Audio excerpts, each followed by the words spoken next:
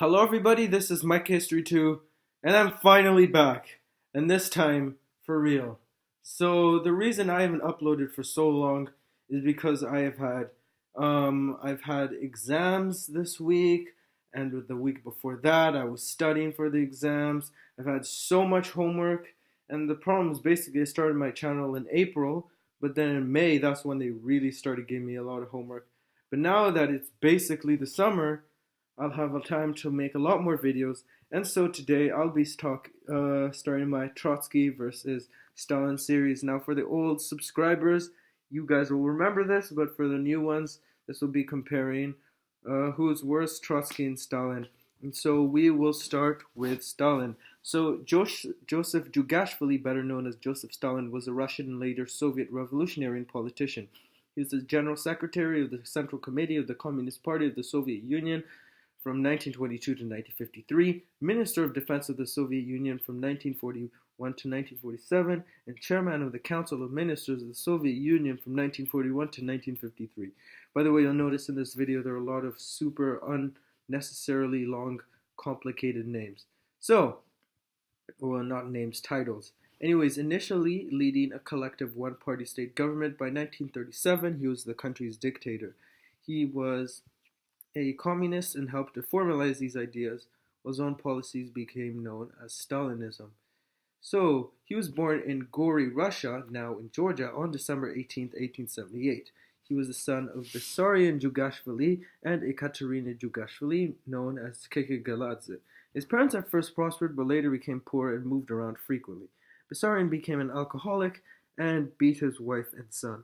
To escape, Keke took Jugashvili and moved into the house of a friend, Christopher Charkviani.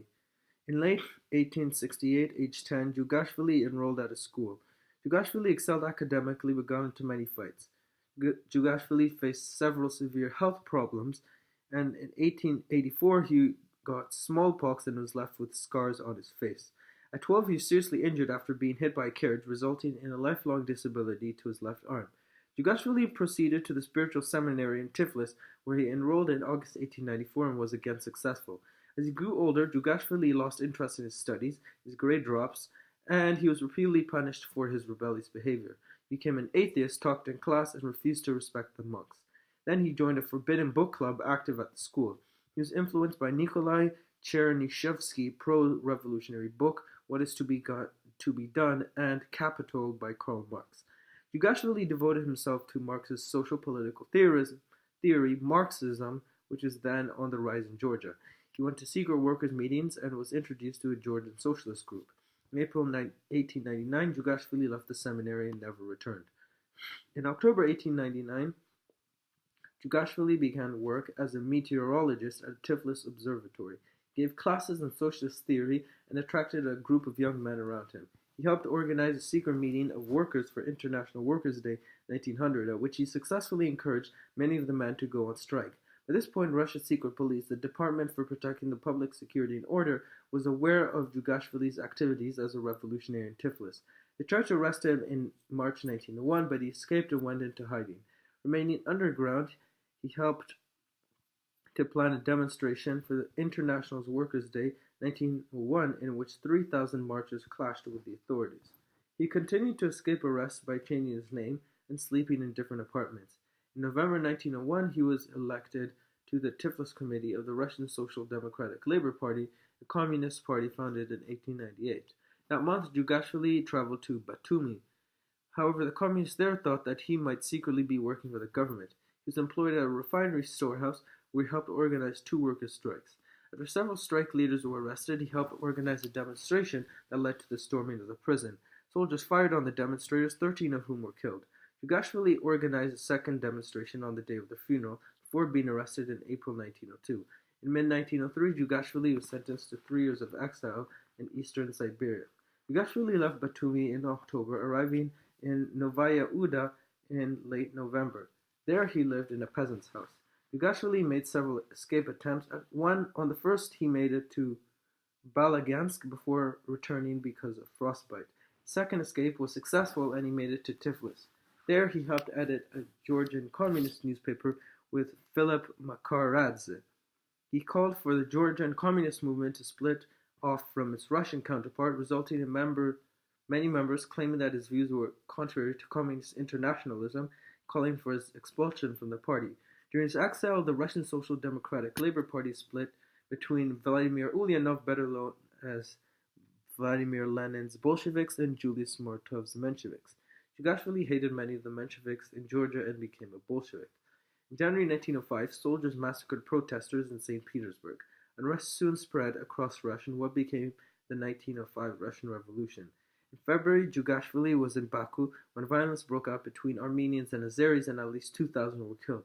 He formed a Bolshevik battle squad, which he used to try to keep Baku's warring factions apart, also using the unrest to steal printing equipment. Because of the growing violence throughout Georgia, Jugashvili formed more battle squads. Jugashvili squads disarmed local police and troops, raided government arsenals, and raised funds. They launched attacks on the government's Cossack troops and pro-Tsarist Black Hundreds. In November 1905, the Georgian Bolsheviks elected Jugashvili as one of their delegates to a Bolshevik conference in St. Petersburg. When he arrived there, he met Lenin's wife, Nadezhda Krupskaya, who informed him that the conference had been moved to Tampere in Finland. At the conference, Jugashvili met Lenin for the first time. Though Jugashvili respected him, he opposed his view that the Bolsheviks should have candidates for the election to the State Duma because he saw the parliamentary process as a waste of time. I love how they're called the Democratic Labour Party. Anyways, in April 1906, Jugashvili attended the Russian Socialist Democratic Labour Party 4th Congress in Stockholm, which was his first trip outside Russia. At the conference, the Russian Socialist Democratic Labour Party agreed that it would not raise funds using armed robbery. Lenin and Jugashvili disagreed with this decision and later privately talked about how they could continue the robberies for the Bolshevik cause. What a great way to support your cause. Jugashvili married Ketavan or Katosvanidze at Senaki in July 1906. In March 1907, she had a son, Yakov. He attended the 5th Russian Social Democratic Labour Party Congress in London in May and June 1907. After returning to Tiflis, Jugashvili organized the robbing of a large delivery of money to the Imperial Bank in June 1907. His gang ambushed the armed convoy in Yerevan Square with gunfire and bombs. Around 40 people were killed, but all of his gang escaped alive.